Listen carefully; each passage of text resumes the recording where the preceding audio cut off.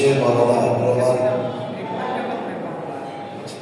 مولانا رومان رضوی صاحب کا کلام ہے، سماعت فرمائے کہ وہ کہتے ہیں کہ نماز یاد ہے روزہ بھی ان کو یاد رہا، نماز یاد ہے روزہ بھی ان کو یاد رہا، طواف خانہ کعبہ بھی ان کو یاد رہا، نماز یاد ہے روزہ بھی ان کو یاد رہا، طواف خانہ کعبہ بھی ان کو یاد رہا، کوئی عید قربان کا بکرا بھی ان کو یاد رہا، غضب یہ ہے صفا مروہ بھی ان کو یاد رہا، مگر وہ دست نبی پر امیر یاد نہیں، عجیب لوگ ہیں روزے غدیر یاد نہیں، ایسا زوم کی قول نبی بھی یاد نہیں، چلے ہم تیز رہے زندگی بھی یاد نہیں، اندھیرے گھر میں رہے روشنی بھی یاد نہیں، در رسول سے ہٹ کر علی بھی یاد نہیں، خود اپنے ہاتھ سے اپنا گلا مروڑا ہے، غدیر چھوڑ کے تم نے خدا کو چھوڑا ہے، وہ جس کو مد مقابل علی کھلاتے ہو، لقب میں خوشبو لگا کر جسے سجاتے ہو، خلیفہ جس کو محمد کا تم بتاتے ہو، روایتوں کے سہارے جسے اٹھاتے ہو،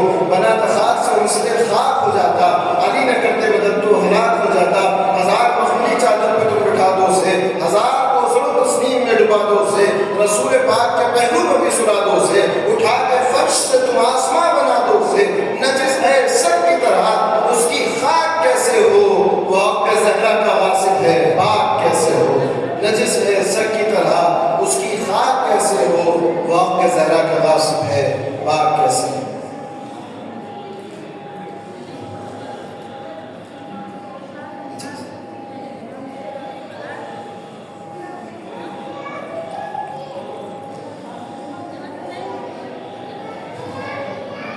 صلی اللہ محمد وعلی محمد۔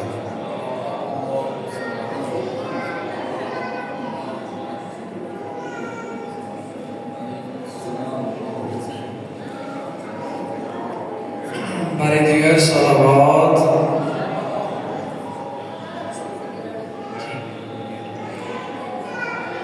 ایک منقبت ہے جس میں صفات شیعہ بیان کی گئی۔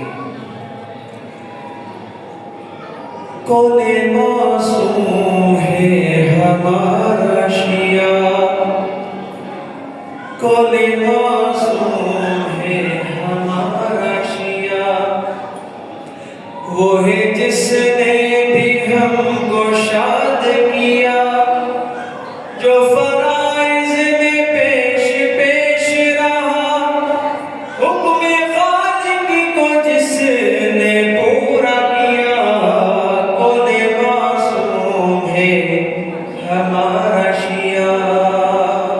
مولا کا شیعہ کون سا ہوتا ہے؟ وہ عبادت گزار ہوتا ہے، مومنوں میں شمار ہوتا ہے، اس کو قرآن سے پیار ہوتا ہے اور نمازوں سے پیار ہوتا ہے، سوچ میں بھی نکھار ہوتا ہے، اپنا کردار پاک رکھتا ہے، کون معصوم ہے ہمارا شیعہ۔ فرق رکھے نماز و ماتم میں، سجدہ رب میں اور پرچم میں، فرض چھوڑے نہ شاہ کے غم میں، گر ہو مصروف چاہے ماتم میں، اس کو پہچانو اسی عالم میں، فرض پہلے ادا جو کرنا ہے، کون معصوم ہے ہمارا شیعہ۔ پردہ ماں بہنوں کو کراتا ہے، درس زینب انہیں سناتا ہے، اپنی عظمت کو بڑھاتا ہے، میں ہوں شیعہ وہ یہ دکھاتا ہے، رونق مسجدوں کو دیتا ہے، اپنے خالق سے ڈرتا رہتا ہے، کون معصوم ہے ہمارا شیعہ۔ اب میں بغیر کسی تاخیر کے حجت الاسلام والمسلمین مولانا سید جاوید حسین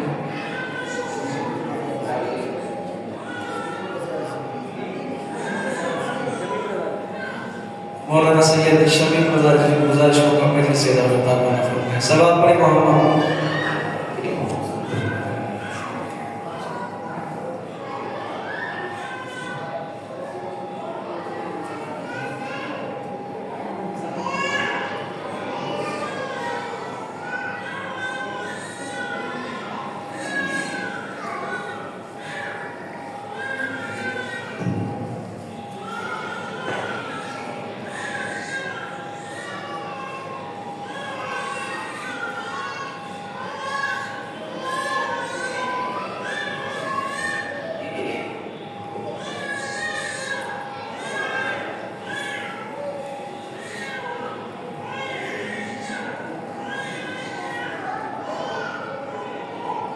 رحم الله من قرأ الفاتحة.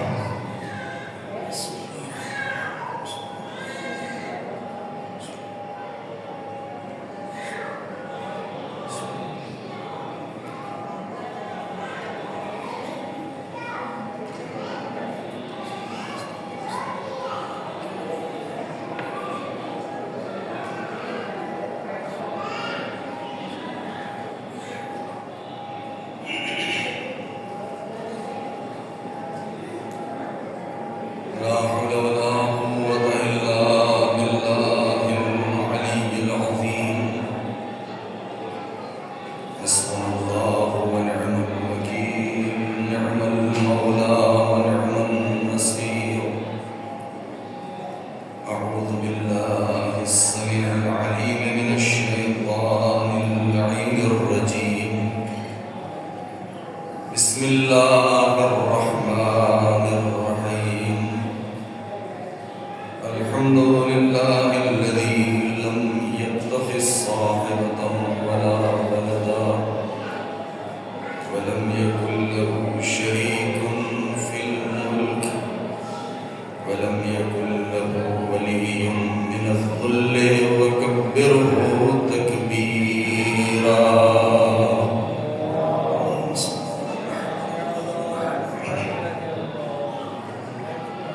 والصلاة والسلام والتحية والإكرام على النبي الأمي المكي المدني القرشي الهاشمي الأبدعي سيدنا ومولانا وطبيب نفوسنا وشفيع ذنوبنا وحبيب قلوبنا أبي القاسم محمد.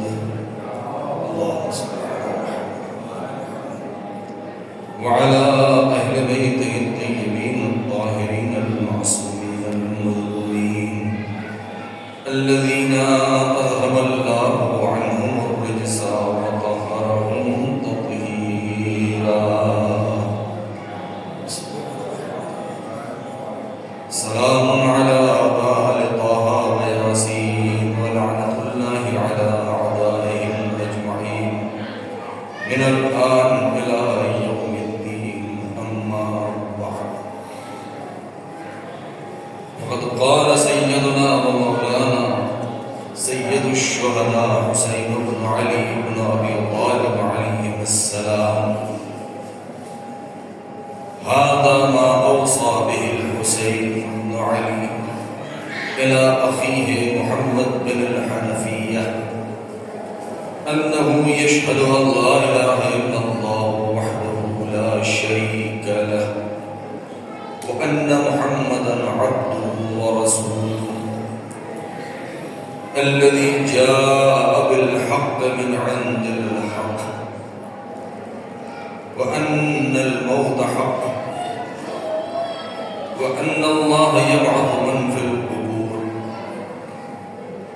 وأني لم أخرج أشرا ولا بطرا ولا مفسدا ولا ظالما، إنما خرجت لطلب الإصلاح في أمة جدي، أريد أن آمر بالمعروف وأنهى عن المنكر وأسير بسيرة جدي وأبي علي بن أبي طالب، فمن قبلني بقبول الحق فالله أولى بالحق، ومن رد علي هذا فالله يحكم بيني وبين القوم بالحق.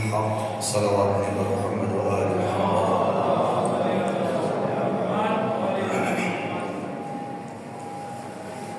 عزیزان محترم، علماء کرام، طلاب عزیز،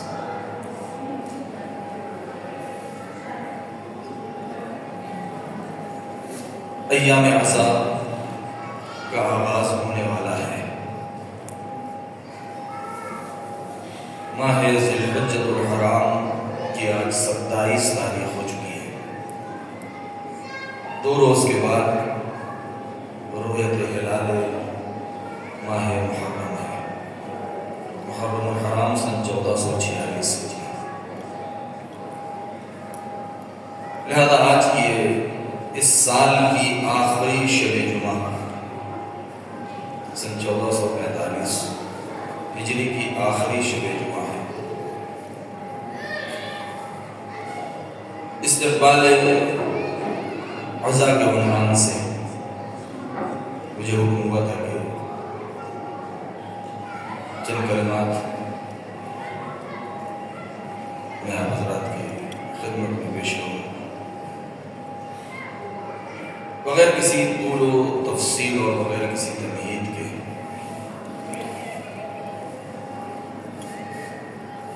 ماہ محرم الحرام بہت ساری روایات ہیں ہمارے پاس، بہت سارے معصومین علیہ السلام کے بیانات ہیں۔ اس سلسلے میں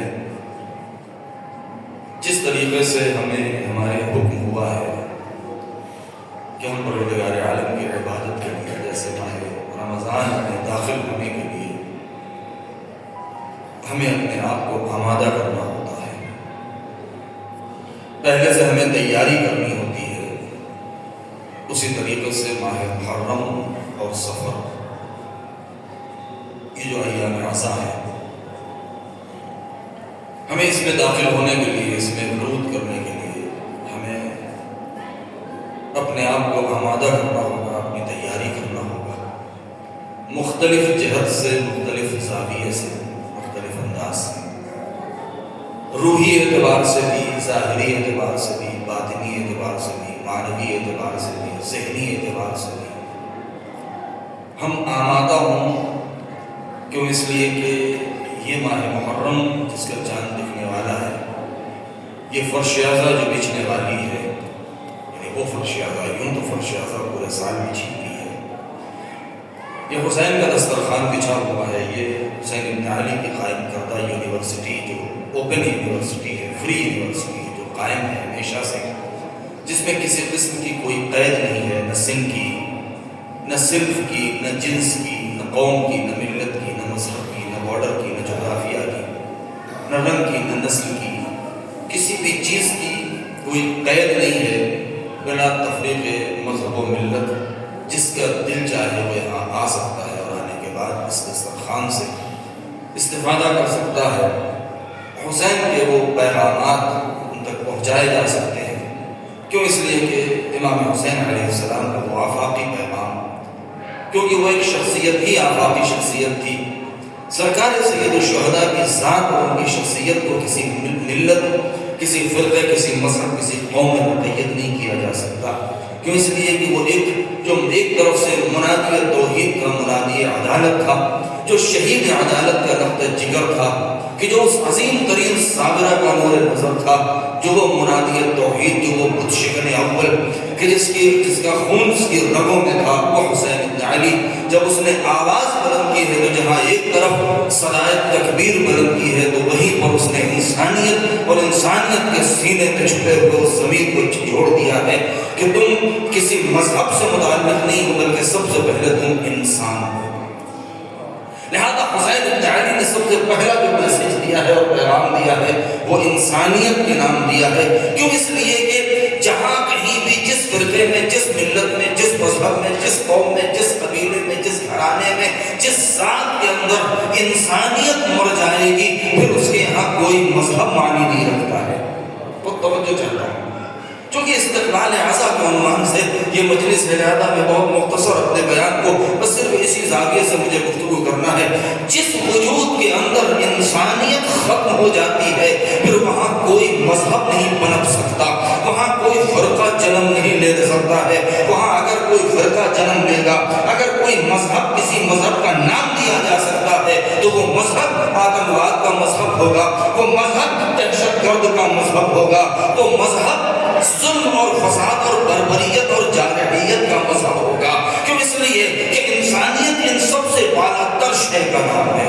حسین ابن علی نے انسانیت کو جھنجھوڑا ہے۔ میں نے کسی موقع پر ایک جملہ کہا تھا، ایک شعر ہمارے اور آپ کے درمیان بہت مشہور ہے، اور وہ شعر غالباً شاعر مشرق کا ہے، جس میں یہ کہا گیا ہے کہ انسان کو بیدار تو ہو لینے دو، ہر قوم پکارے گی ہمارے تھے حسین۔ اس میں کوئی شک نہیں ہے کہ حسین بیدار قوموں کی آواز کا نام ہے، حسین بیدار اور جاگتے ہوئے مذہب کا نام ہے حسین۔ جس کا ضمیر جاگ رہا ہو اس کی زبان پر نام حسین آئے گا۔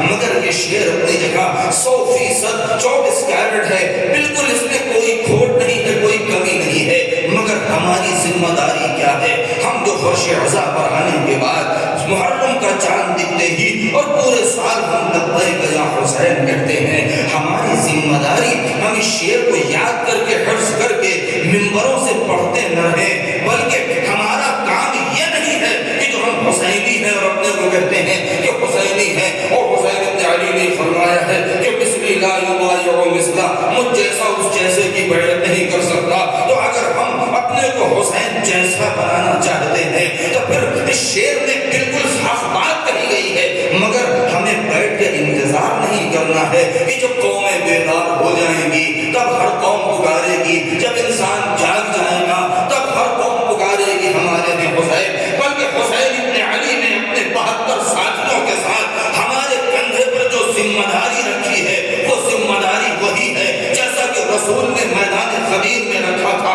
رسول نے میدان خدیر میں کیا کہا تھا؟ فَلْيُبَلِّغِ الْحَاضِرِ الْغَائِبَ وَالْوَالِدُ وَلَدَهُ۔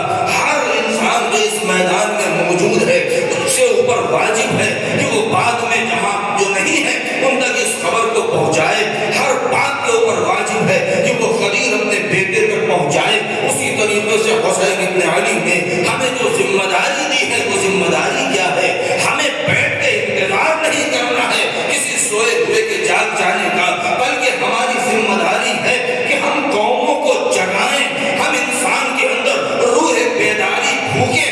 انسان کو جگانا ہمارا کام ہے، جاگتے ہوئے کا لبیک کہنا اس کا کام ہے۔ ایک صلوات پڑھیں پر محمد و آل۔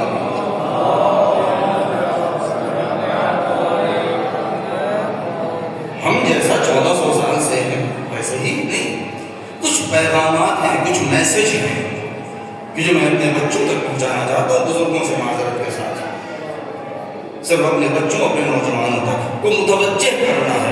جانتے سب ہیں لیکن فَذَكِّرْ إِن نَفَعَتِ الذِّكْرِ فَإِنَّ الذِّكْرَ تَنفَعُ الْمُؤْمِنِينَ۔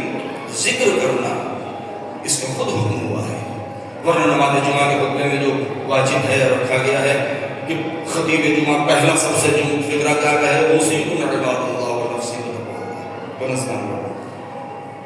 کیا ایک مرتبہ کہہ دینا کافی نہیں؟ جب تک دنیا قائم ہے نماز جمعہ ہوتی رہے گی، خطیب کے اوپر واجب ہے کہ وہ تقویٰ اور نظم و ضبط کی دعوت دیتا رہے۔ تو اسی طریقے سے کچھ پیغامات ہیں کہ جو ہمیں پہنچانا ہے۔ یہ فرش عزا کیا ہے؟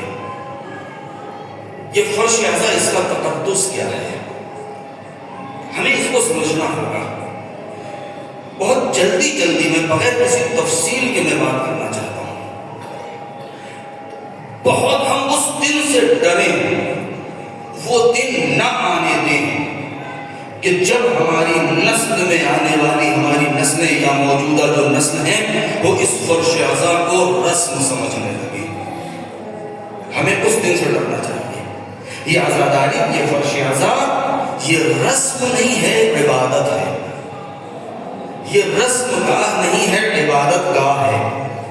ہمیں رسم نہیں نبھانا ہے، ہمیں کسی امانت کی حفاظت کرنا ہے۔ میں نے ایک جملہ کہا تھا کہ یہ فرش عزا، یہ نوحہ، یہ ماتم، یہ عشق عزا، یہ ساری چیزیں جو عالم ہے، تعبد ہے، یہ ساری چیزیں تبرکات ہیں، یہ سوگواری ہے، یہ ذکر فضائل ہے، یہ ذکر مصائب ہے، یہ کیا ہے؟ کسی امیر نے ہمیں امانت دار سمجھا ہے تو ہمارے حوالے کیا ہے، لہذا جب ہمیں امین سمجھا ہے، کس نے امین سمجھا ہے ہمیں؟ سب سے پہلی فرش ادا کس نے بچھائی ہے؟ وہ دکھیاری بہن جناب زینب نے شام میں بچھائی ہے۔ تب سے اس کا تسلسل وہاں سے ملتا ہے، اس کی جڑ وہاں ہے۔ یہ جو اتنا درخت، یہ جو تناور درخت بن چکا ہے، اس کی اصل جڑ، اس کا بیج کس نے بویا ہے؟ جناب زینب نے بویا ہے، شام کی زمین پر بویا ہے۔ بالکل اسی طریقے سے جیسے شجر طوبہ کی کیا مثال ہے کہ اصلها ثابت و فرعها فی السماء، اسی طریقے سے یہ عزاداری کہ جس کی اصل کربلا میں ثابت ہے اور اس کی شاخیں تو آسمان تک اور آج پوری دنیا میں چھاتی جا رہی ہیں۔ یہ شاخیں کیا ہیں؟ اس کے پتے کیا ہیں؟ اس کا پھل کیا ہے؟ اس کا پھل، اس کا ثمر وہی ہے کہ جو حسین ابن علی نے مدینے سے نکلتے وقت کہا تھا کہ انی لم اخرج بشرا ولا بطرا ولا ظالما ولا مفسدا، کہ میں فتنہ و فساد کے لیے نہیں جا رہا ہوں، میں کسی کا گھر اجاڑنے نہیں جا رہا ہوں، میں کوئی ظلم و بربریت کے لیے نہیں، بلکہ انما خرجت لطلب الاصلاح فی امت جدی، میں اپنے جد کی امت کو سدھارنے کے لیے جا رہا ہوں۔ ایک بہت وسیع موضوع ہے جو کہ آج ایک میری گفتگو ہے استقبال اعضاء کا عنوان سے زیادہ میں اس کے متن میں نہیں جاننا چاہتا ہوں، صرف ایک جملہ کہہ کے سن 61 ہجری بلکہ سن 60 ہجری 27 رجب 28 رجب جب امام مدینے سے نکلے ہیں، سن 60 ہجری، اسی 27 رجب یوم بعثت پیغمبر ہے۔ اور توجہ کرتا ہوں میں، صرف تاریخ کی کڑی کو کڑی سے ملا دینا ہے میرا کام ہے، بس بچوں کے لیے ہمارے بزرگ علماء تشریف فرمائے، ہمارے قبلہ موجود ہیں کہ جن کی تاریخ کے اوپر گہری نظر ہے۔ 27 رجب روز بعثت پیغمبر اکرم، 27 رجب امام حسین علیہ السلام مدینہ چھوڑ رہے ہیں، 28 رجب کو نکل رہے ہیں۔ یہ کہہ کے نکل رہے ہیں اپنے بھائی جناب محمد حنفیہ سے کہ پوری وصیت ہے، البتہ بہت پرانی نہیں ہے، کہ ھذا ما اوصى به الحسين بن علي بن ابي طالب الى اخيه محمد بن الحنفیہ انه يشهد ان لا اله الا اللہ، یعنی سب سے پہلے حسین بن علی نے اس بات کا اعلان کیا کہ یہ وہ وصیت ہے کہ جو حسین بن علی اپنے بھائی محمد بن الحنفیہ سے کر رہے ہیں، کہ جو حسین گواہی دے رہا ہے کہ اللہ ایک، اس کا کوئی شریک نہیں ہے اور محمد اس کے رسول ہیں، کہ جو حق کی طرف سے آئے ہیں، حق بن کے آئے ہیں۔ پھر اس کے بعد پروردگار عالم ہر ایک کو قیامت کے دن اس کی قبروں سے اٹھائے گا، ان اللہ یبعث من فی القبور، ان سب کا اعتراف اور اقرار کرنے کے بعد، توحید اور نبوت کی گواہی دینے کے بعد آپ کہہ رہے ہیں انی لم اخرج بشرا ولا بطرا۔ یہ اس انداز سے وصیت کا آغاز کر رہے ہیں، اور اس کے بعد پھر آخری جملہ کیا ہے؟ اريد ان امر بالمعروف وانهى عن المنکر، امر بالمعروف اچھائیوں کا پرچار کرنے، برائیوں سے لوگوں کو روکنے کے لیے، واسیر بسیرت جدی و ابی علی بن ابی طالب، اپنے نانا اور اپنے باپ علی کی سیرت اور سنت کو قائم کرنے جا رہا ہوں۔ یہ ایک فمن قبلنی بقبول الحق فاللہ اولی بالحق، کہ اگر میری اس دعوت کو، میرے اس قیام کو، میرے اس خروج کو اگر کوئی قبول کر لیتا ہے تو پروردگار اسے جزائے خیر دے گا، حق کی جزا دے گا۔ ومن رد علی هذا فاللہ یحکم ویقضی بینکم وبین القوم بالحق، اگر کوئی نہیں مانتا ہے میری اس بات کو تو پروردگار خود فیصلہ کرے گا اس کے اور اس کے درمیان، قوم کے درمیان حق فیصلہ۔ یہ کہہ کے آپ نکل گئے مدینے سے۔ اب یہاں سے جوڑیں کہ پیغمبر کی بعثت سے لے کر کے سن 60 ہجری، یعنی ہجرت کے 60 سال اور 13 سال، 73 سال، یہ 73 سال کے بعد وہ پہلا کوہ فارا میں، غار حرا میں جو تکبیر کی آواز بلند ہوئی ہے اور اقرأ باسم ربک الذی کی صدا گونجی ہے، کہ اس کے بارے میں امیر المومنین یہ فرماتے ہیں جب رسول نے فرمایا یا علی کیا تم نے کچھ سنا؟ تو مولا علی فرماتے ہیں یا رسول اللہ ہاں میں نے سنا، نہج البلاغہ میں، کہ انی سمعت رنۃ الشیطان، کہ میں نے آج شیطان کی فریاد کو سنا ہے۔ تو رسول نے اس دن یہ فرمایا تھا یا علی انک تسمع ما اسمع وترى ما ارى الا انه لا نبی بعدی، اے علی تم وہی سنتے ہو جو میں سنتا ہوں، تم وہی دیکھتے ہو جو میں دیکھتا ہوں، بس فرق اتنا ہے کہ میرے بعد کوئی نبی آنے والا نہیں ہے، یعنی تم میرے وصی ہو سکتے ہو، نبی نہیں ہو سکتے۔ میں یہ اس دن اور اس کے بعد حسین ابن علی کا قیام سے 28 رجب یعنی 27 رجب آخری دن تھا. یہ اتنا سال جو 73 سال گزرا ہے، نبی نے یہ جو نباز قوم بن کے آئے تھے، جو طبیب دوار بطبہ بن کے آئے تھے، یہ اصطلاحات کس کی ہیں، یہ القاب کس کے ہیں، کس کے الفاظ ہیں؟ یہ امیر المؤمنین کے، یہ جو پیغمبر اکرم کے بارے میں کہتے ہیں نہج البلاغہ میں کہ دوکان طبیب دوار بطبہ، وہ ایک ایسا نباز تھا، وہ ایک ایسا طبیب تھا، وہ ایک ایسا ڈاکٹر تھا، وہ ایک ایسا حاکم تھا، وہ حکیم تھا، وہ ایک ایسا حکیم حاضر تھا کہ جو گلی گلی کوچے کوچے اپنی نبوت اپنی طباعت کو لے کر کے مریضوں کو تلاش کر کے اس کا علاج کر رہا تھا. 23 سال تک پیغمبر اکرم نے علاج کیا ہے، مرض کو جڑ سے ختم کر دیا ہے، ایک صحت مند اسلام ہمارے حوالے کر دیا ہے، صحت مند صاحبان مومن قوم کے حوالے کر دیا ہے. لیکن اب پیغمبر اکرم کی دنیا سے جانے کے بعد یہ 50 سال کا جو زمانہ گزرا ہے، بہت توجہ، سن 10 ہجری سن 11 ہجری کی ابتدا اور اس کے بعد سن 61 ہجری کی ابتدا، یہ 50 سال میں جو بیماری دوبارہ سے ابھری ہے اور ایسے ایسے قوم کو بیمار کرنے والوں نے ثقیفہ میں جس بیماری کی بنیاد ڈالی ہے، جو وائرس پھیلایا ہے اور پوری قوم کے جسم کو درد میں مبتلا کر دیا ہے، تو اب حسین ابن علی اٹھ رہے ہیں یہ کہہ کے وَأَصِيرَ بِصِيرَةِ جَدِّي وَأَبِي، اور کیوں کہ طلب الاصلاح فی امت جدی، اس کا مطلب یہ ہے اصلاح کب کی جاتی ہے کہ جب کہیں بگاڑ آ جائے. اس کا مطلب یہ ہے کہ اب قوم کے کو سدھارنے کا وقت آ گیا ہے کہ حسین ابن علی اٹھ رہے ہیں. ہمیں اس چیز کو سمجھنے کی ضرورت ہے. ہم صرف فرش اعضا پڑھا کے چند الفاظ نہیں، ہمیں تاریخ کا یہ پورا منظر جب تک ہمارے ذہنوں میں نہیں ہوگا تب تک ہم اس چیز کو نہیں سمجھ سکتے. یہ ایک مقدس جگہ ہے جہاں ہم اور آپ اس وقت تشریف فرما ہے. جہاں کہیں بھی فرش اعضا بچھ جائے وہ مقدس ہے. بہت احتیاط سے اگر جملہ کہا جائے تو 2 جملے کہے جا سکتے ہیں. یہ فرش اعضا کیا ہے؟ جہاں ہم اور آپ بیٹھتے ہیں. فرش اعضا یعنی خیمہ حسین ابن علی، یعنی امام حسین کا خیمہ. اگر آپ کہیں کہ نہیں بہت بڑا جملہ ہو گیا تو اس سے چھوٹا جملہ اگر کہیں تو کہیں حبیب ابن مظاہر کا خیمہ. کیوں؟ اس لیے کہ یہاں تجدید عہد کیا جاتا ہے، یہاں تجدید پیمان ہوتا ہے. اب میں وہ چند پیغامات ہیں جو اپنے بچوں نوجوانوں کے حوالے کرنا چاہتا ہوں. پہلا پیغام، فرش اعضا رسم گاہ نہیں ہے، عبادت گاہ ہے. رسم سمجھ کے یہاں نہ آئے بلکہ عبادت سمجھ کے آئے. میں نے ہندوستان میں بمبئی میں یہ جملہ کہا، خواجہ بصیر کا مشورہ میں نے 2019 کا پڑھا تھا، پڑھی تھی ڈوگری، تو میں نے یہ جملہ وہاں کہا تھا کہ 2 مہینہ 8 دن گزر جانے کے بعد جب ہم لباس عزا اتارتے ہیں تو ہمیں اس وقت اپنا جائزہ لینا چاہیے کہ اگر یہ 2 مہینہ 8 دن ماتمداری عزاداری کرنے کے بعد فرش اعضا پر بیٹھنے کے بعد ہمیں اپنا چیک اپ کرنا ہوگا، جانچنا ہوگا ہمیں اپنے آپ کو. اگر ہمارے اندر ذرا سی بھی تبدیلی آئی ہے تو اس کا مطلب یہ ہے کہ ہم نے عبادت کیا ہے، لیکن پہلے جیسے اگر ہم رہ گئے ہیں تو پھر ہم نے رسم نبھائی ہے، ہم نے عبادت نہیں کی ہے. اس لیے کہ جہاں ذکر کربلا ہوتا ہے، جہاں ذکر حسین ہوتا ہے، وہاں روح انقلاب زندہ ہوتی ہے. جہاں روح انقلاب زندہ ہوتی ہے وہاں وجود میں تبدیلی پیدا ہو جاتی ہے. ایک صلوات پڑھیں پر محمد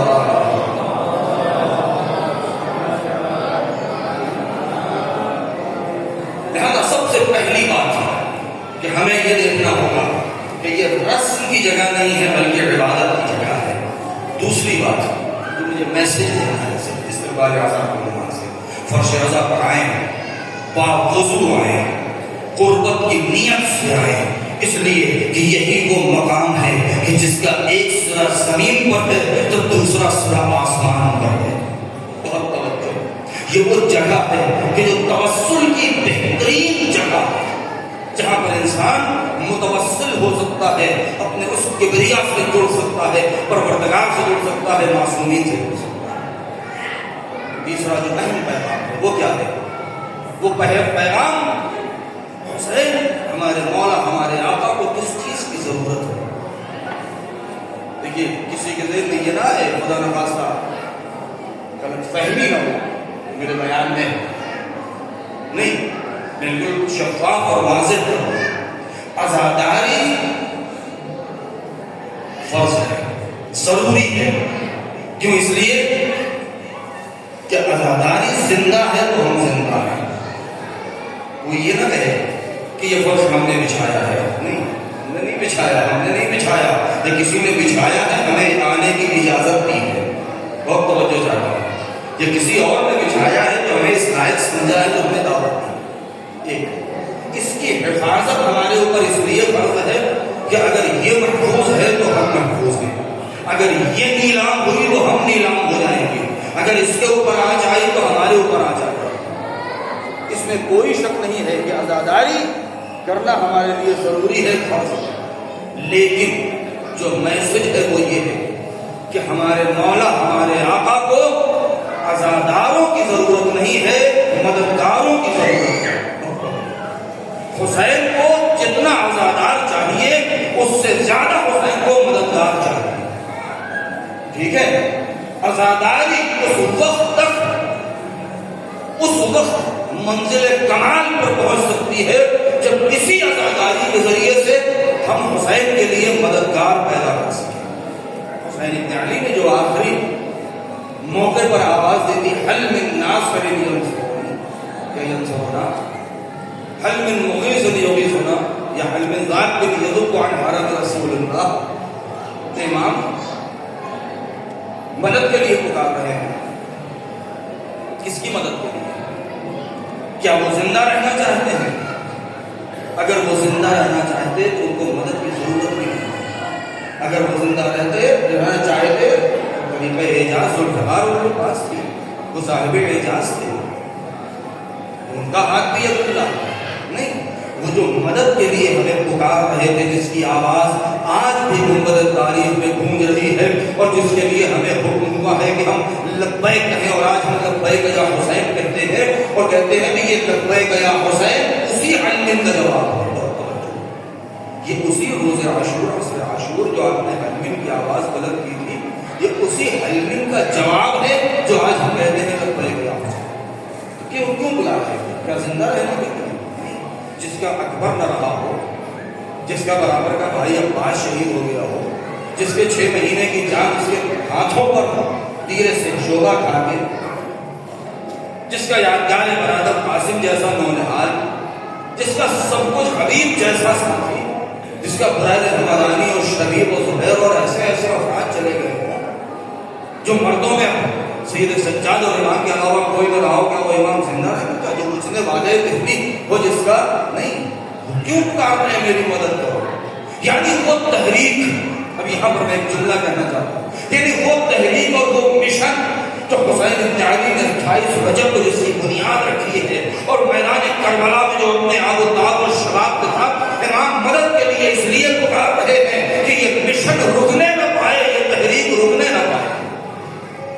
میں اس درس خارج میں موجود تھا، آج سے تقریباً 14-15 سال 17 سال پہلے استاد محترم حضرت آیت اللہ ناصر القانی شیرازی حفظہ اللہ تعالیٰ، انہوں نے درس خارج میں اسی زمین کے آخری جلسے میں انہوں نے یہ جملہ کہا کہ عزاداری یہ فرش آزاد، یہ حق، اس کے بارے میں آپ نے ایک جملہ کہا، یہ واقعہ کربلا کے واقعے کو واقعہ کو کہنا، واقعہ کو سمجھنا، یہ کوئی ایکسیڈنٹ نہیں ہے، یہ کوئی حادثہ نہیں ہے۔ یہ مت سمجھنا، ہرگز مت سمجھنا کہ ایک سلطان زادے نے بیعت مانگی اور دوسرے امام زادے اور امام نے انکار بیعت کیا اور تیش میں آ کے اس نے شہید کر دیا، ہرگز مت کہنا اس چیز کو۔ بلکہ کربلا کی تعمیر میں 50 سال لگے ہیں، بہت توجہ، بلکہ استاد کا یہ جملہ ہے کہ واقعہ کربلا واقعہ نہیں ہے، حادثہ نہیں ہے، ایکسیڈنٹ نہیں ہے۔ کیوں؟ کہتے ہیں واقعہ اور حادثہ اور ایکسیڈنٹ اس کی ڈیفینیشن، اس کی تعریف، اس کی پریبھاشا الگ ہوتی ہے. واقعہ کربلا کی تعریف الگ ہے. پھر آپ تکرار کرتے ہیں، کہتے ہیں اس لیے کہ کوئی بھی واقعہ، کوئی بھی حادثہ، اس کی ڈیفینیشن یہ ہوتی ہے کہ وہ واقع ہوتا ہے، رونما ہوتا ہے. ایک دن دو دن اگر بہت دل خراش ہے تو لوگ سن کے آنسو بہاتے ہیں. جیسے ہم اور آپ آج کل عادی ہو چکے ہیں فلسطین کے واقعات کو دیکھتے رہتے ہیں ٹی وی پر، پارا پارا میتوں کو دیکھتے ہیں، جلی ہوئی لاشوں کو دیکھتے ہیں، بلکتے ہوئے یتیموں اور بیواؤں اور سب کو دیکھتے ہیں، اور تھوڑی دیر اپنے گھر والوں کے ساتھ، اپنے دوستوں کے ساتھ بیٹھ کے کہتے ہیں بہت عجیب واقعہ ہے، دیکھا نہیں جا رہا ہے، سنا نہیں جا رہا. یہ کہہ دینے سے کام نہیں چلے گا.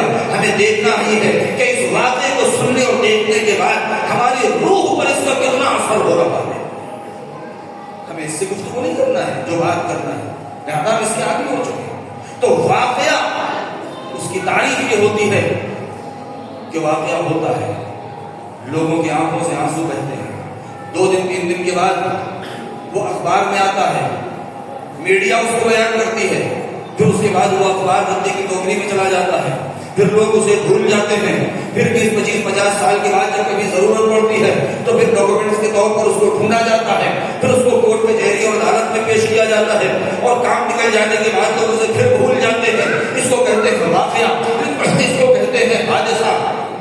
واقعہ کربلا کوئی حادثہ نہیں ہے، واقعہ کربلا کوئی واقعہ نہیں ہے. کیوں؟ اس لیے کہ اگر واقعہ ہوگا، کل کا میڈیا بیان کرتا، آج کے لوگ اسے بھول چکے ہوتے. لیکن ہم نے کربلا کو دیکھا ہے، کربلا جتنا کل زندہ تھی آج اس سے زیادہ زندہ ہے، کل اور زیادہ اپنے آپ و آپ میں ہوگی. اس کا مطلب یہ ہے کہ واقعے میں نمو نہیں ہوتا ہے بلکہ مشن آگے بڑھتا ہے، تحریک آگے بڑھتی ہے. ہاں یہ بات سچ ہے کہ یہ واقع ہوا تھا 61 کو 10 محرم کو، لیکن یہ واقع ہوا تھا حسین ابن علی کے ہاتھوں، مگر تحریک بنا ہے زینب و سجاد کے ہاتھوں.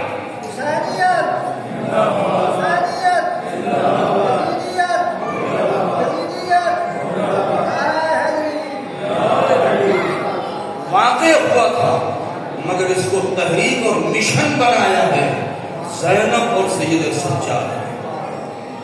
کیونکہ اگر یہ 2 ہستیاں نہ ہوتی تو واقعہ کربلا شہدائے کربلا کے ساتھ میدان کربلا میں دفن ہو گیا ہوتا. لیکن اسی شام میں یہ ایک ہے. دوسری بات، دشمن ہرگز یہ نہ سمجھے، وہ لوگ یہ نہ سمجھیں، دشمن جری نہ ہونے پائے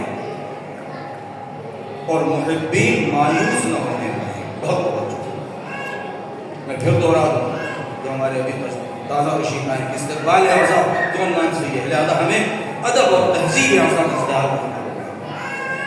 دشمن کو ہمت نہیں ہونی چاہیے، دوستوں کو مایوس نہیں ہونا چاہیے. کبھی بھی یہ نہ سوچیں کہ اب تو چاروں طرف سے آوازیں اٹھ رہی ہیں اعضا کے خلاف، اب کیا ہوگا. نہیں، کچھ بھی نہیں ہوگا، کچھ بھی نہیں ہوگا. اس لیے کہ اب تک اس کا کچھ نہیں بگڑ پایا ہے تو اب آئندہ بھی اس کا کچھ بھی نہیں بگڑے. کیوں؟ اس میں ہمارا کوئی کمال نہیں ہے، اس میں ہمارا اور آپ کا کوئی کمال نہیں ہے. یہ نہیں کہ ہم نے مرشد اعضا بچھا دی، ہم نے اچھے تبرکات بانٹ دیے، ہم نے اچھا ذاکر بلایا، ہم نے اچھے جو ہے نوحہ خان کو دعوت دیا ہے. نہیں، اس سے کوئی مطلب نہیں ہے.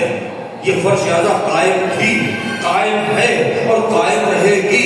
اس میں ہمارا اور آپ کا کمال نہیں ہے.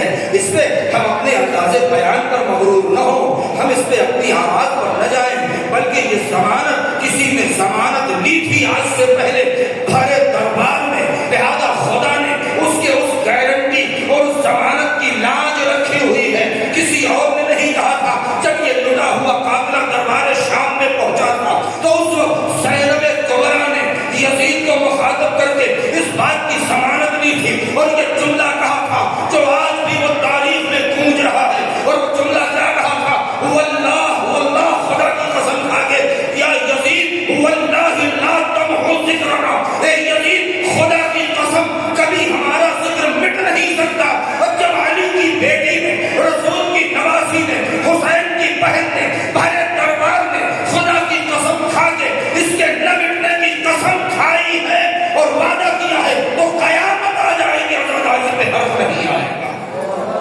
ایک صلوات پڑھیں اور محمد و آلہ.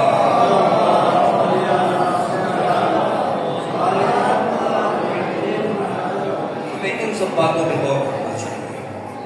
پہلی بات اس کے تقدس کا خیال رکھیں. حسین کو ٹھیک ہے آزاداری ہے ہمارے لیے, مددگاری ہے حسین کے لیے. ان کو ہمارے آزاداری کی ضرورت نہیں ہے, مددگاری کی ضرورت ہے. یہ دوسرا میسج ہے. روح انقلاب اس کے ذریعے سے مردہ قوموں کے اندر روح انقلاب کو کی جائے. یہ ہے آزاداری کا ایک مقصد اور ایک مدد. لہذا میں یہاں سے گریز کرتا ہوں اور چند کلمات کہ ہم کیسے آمادہ ہوں, کیسے تیار ہوں, کس انداز سے ہم فرش آزاد. میں نے ایک جملہ کہا تھا, یاد آ گیا ہے, کہیں سے نکل نہ جائے. ادھر 2 مہینے 8 دن ختم ہوئے اور توجہ چاہیے. 2 مہینے 8 دن ختم ہوئے, نئے لباس, رنگین لباس پہن لیے, اور اس کے بعد ہنسی مذاق شروع کر دیا, اور اس کے بعد پھر ہم نے گویا کہ عید منائی. کسی نے کہا کہ کیا ہے, عید ہے, ٹھیک ہے, لیکن اس بات کا خیال رکھنا ضروری ہے کہ 8 ربیع الاول کے بعد ہم اپنے بدن پر سے, بہت توجہ چاہتا ہوں جتنا ضائع نہ ہو, ہم اپنے بدن پر سے لباس عزا اتارتے ہیں, لباس حیا نہیں اتارتے. توجہ رہنا چاہیے. لباس عزا اتارتے ہیں, لباس حیا نہیں اتارتے ہیں. حیا و غیرت کی جس کا جو امام صادق علیہ السلام جو ہم سے چاہتے ہیں, جو معصومین ہم سے چاہتے ہیں, ہمیں اس کا خیال رکھنا ہوگا. لہذا اس کا تقدس پامال نہیں ہونے پائے. ہاں بس گریز کریں گے رسول کی وہ حدیث. آج کتنے سال ہو چکے ہیں؟ 1446 ہجری شروع ہونے والا ہے. 61 سال اس میں سے کم کر دیجیے, بلکہ 60 سال ہی کم کر دیجیے. اب آپ سوچیں کہ 1400 سال کے قریب ہونے والا ہے, 1380 سال کے جو. لہذا اتنے سال گزر جانے کے بعد جیسے جیسے محرم قریب ہونا شروع, جو واقعی مومن ہیں ان کا دل ملول ہونا شروع ہو جاتا ہے, غم کے آثار رونما ہونا شروع ہو جاتے ہیں. کتنی بری بات یہ ہے کہ آج اس دور میں, خیر وہ سب باتیں آپ مجھ سے بہتر جانتے, مجھے دہرانا نہیں ہے, اس تذکر کی حد تک کہ معلوم ہے کہ کپڑوں کا کلیکشن آ رہا ہے, نئے فیشن اور نئے ڈیزائن اور ڈیزائنر ڈیزائن کر رہے ہیں کہ اب یہ نیا جو محرم آ رہا ہے اس میں اس ڈیزائن کے کپڑے چلیں گے, ایسی شرٹ اور ایسی پینٹ اور ایسی ٹی شرٹ اور ایسے کرتے اور ایسے کرتے اور ایسے یہ اور ایسے وہ. یہ کیا ہے؟ سیاہ لباس آثار اور علامتیں غم ہیں. ہر طریقے کی آرائش اور فیشن سے دور ہونا چاہیے آزاداری کو, کیونکہ اگر ہم اسی میں رہ گئے تو پھر گویا کہ وہی میں پہلا جملہ کہنا چاہتا ہوں کہ پھر اس کا مطلب یہ ہے کہ ہم نے رسم نبھائی ہے, وہ بھی بنا کہ ہم نے عبادت نہیں کی ہے. ہمیں ان سب چیزوں سے دور ہونا چاہیے. عاشور کے بارے میں کیا ہے؟ 6 امام خاص طور سے 8ویں امام 10ویں امام آستینیں الٹی ہیں, گریبان چاک ہے, زلفیں بکھری ہوئی ہیں, آنکھیں اشبار ہیں, چہرے پر ہوائیاں ہیں, رنگت اڑی ہوئی ہے, خاک نشین ہے, کھانے پینے کا ہوش نہیں ہے. جو نہیں متوجہ اس نے پوچھ لیا کہ بہت خیر تو ہے, تمہیں معلوم ہے ایام محرم ہے, ایام رضا ہے, تعصبہ ہے, عاشورہ ہے, کیا ہے؟ ان جدی قد ذبح کانما ذبح الکبش, عطشانہ میرے جد کو بھوکا اور پیاسا ذبح کر دیا گیا, ایسے جیسے دمبے اور گوشتوں کو ذبح کیا. یہ الفاظ ہیں جو روایات میں, یہ الفاظ ہیں تاریخ میں.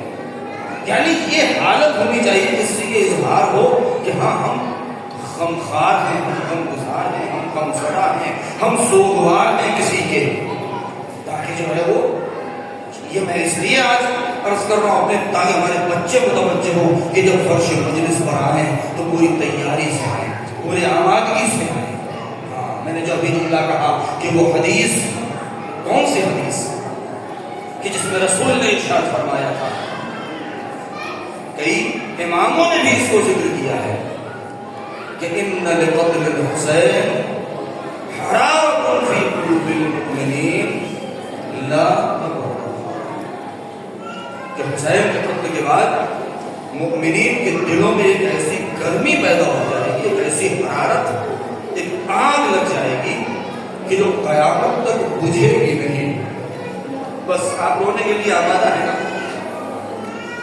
دو دن اور بچے ہیں، کل 28 اور 29، اگر 29 کا چاند ہو گیا، 2 راتیں ہیں۔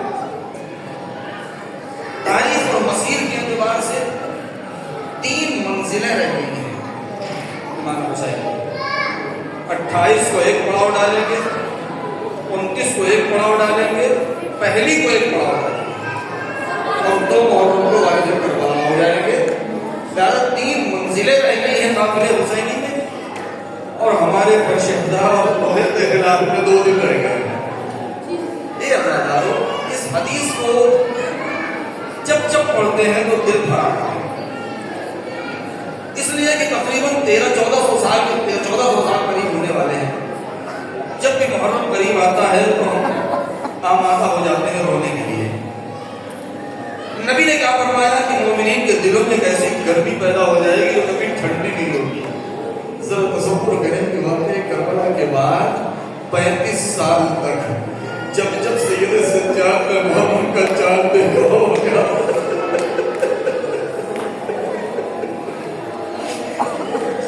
جب آسمان کی طرف نظر اٹھتی رہی ہوگی، جب محرم کا چاند کسی نے کہا ہوگا مولا خلاف ہے، مولا محرم کا چاند، عجب نہیں وہ سارے مناظر، ارے مولا کی نگاہوں کے سامنے ہائے وہ دکھیاری بہن زینب۔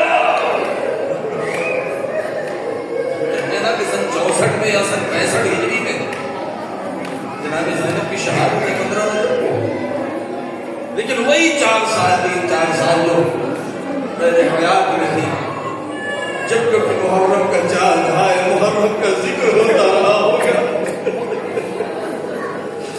کیا بیتتی رہی ہوگی اہل حرم کے اوپر، کس عالم میں کیسے اپنے آپ کو آزاداری کے لیے تیار کرتے رہے ہوں گے۔ میں تو آخری جو مسائل کے فکر ہے اس سے پہلے یہ جملہ میں کہہ رہا ہوں، جناب امام جعفر صادق علیہ السلام کے فضل میں آپ جانتے ہیں نا کہ خود 5ویں امام نے اپنے لال کو حکم دیا تھا اور کچھ پیسے دیے تھے کہ 10 سال تک میدان منا میں میری مجلس کرنا، پیسے بھی دیے تھے اور 10 سال کی قید بھی لگا دی تھی کہ 10 سال تک میرے مجلس کرنا، ذکر کرنا۔ ہر سال چھٹے امام میدان منا میں کہ جس میں محمد ابن ابی عمیر اور ہشام بن سالم اور ہشام ابن حکم اور زرارہ ابن عائل یا دیگر جو افراد جتنے ان کے شان پہنچ سکتے تھے پہنچ جاتے تھے اور اس میں شرکت کرتے تھے، اور خیمے میں آب و ہوا اور کریا کی آواز بلند ہو جایا کرتی تھی اور امام خشک کھا جاتے تھے۔ کہتے ہیں کہ مجلس ہو رہی ہے اور ابو بصیر بیٹھے ہوئے ہیں، اور ایک مرتبہ خطیب امام کی شہادت اور کربلا کے واقعات بیان کر رہا ہے کہ امام خشک آ رہے ہیں اور اپنے پہلو میں بیٹھے ابو بصیر کی جو اپنے چہرے کے اوپر رومال رکھے ہوئے تھے اور رو رہے تھے۔ ایک مرتبہ پکارا، آواز دی ابو بصیر، متوجہ نہیں ہوئے، پھر کہا ابو بصیر، متوجہ نہیں ہوئے، تیسری مرتبہ زور سے کہا ابو بصیر، چونک کر ہاں بولا کہ ابو بصیر کیا کر رہے ہو؟ مجلس ہو رہی ہے۔ کہاں مولا سن رہا ہوں۔ کہاں رو نہیں رہے ہو؟ کہا مولا دیکھیے میری داڑھی کو آنکھوں سے تر ہے، میں رو رہا ہوں۔ امام نے کیا فرمایا؟ ابو بصیر ایسے مت رو، بلکہ ایسے رو جیسے ایک بوڑھی اپنے جوان بیٹے کی میت، اللہ حسین، میں ایک مرتبہ آواز بلند کی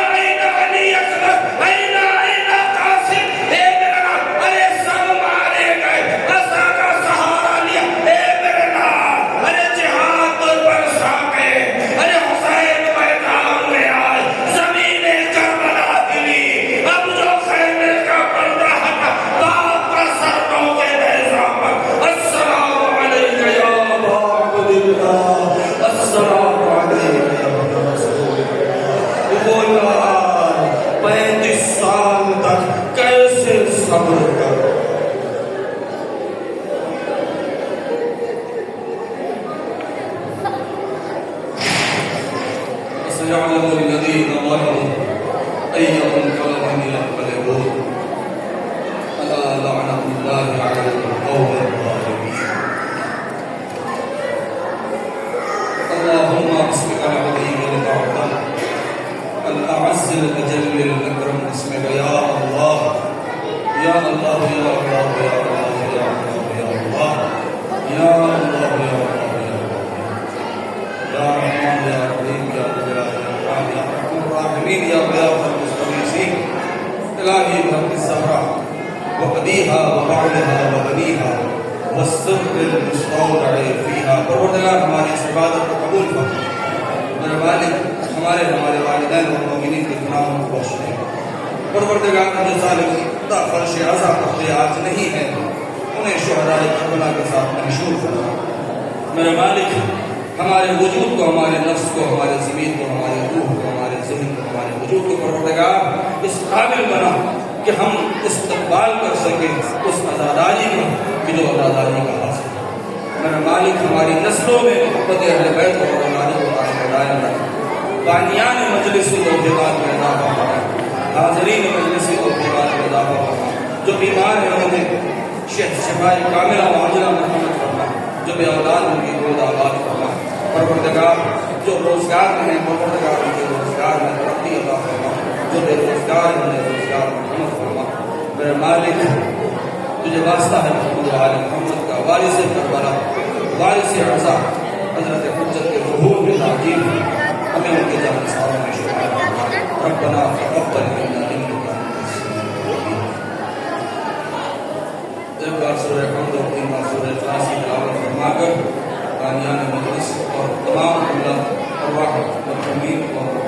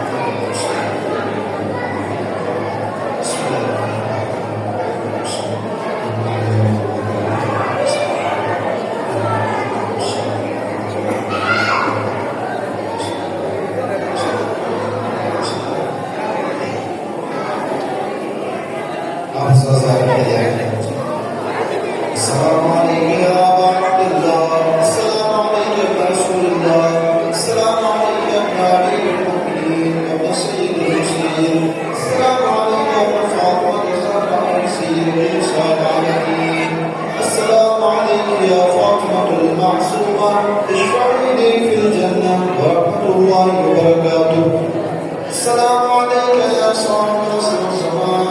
السلام عليك يا غريب الغرباء.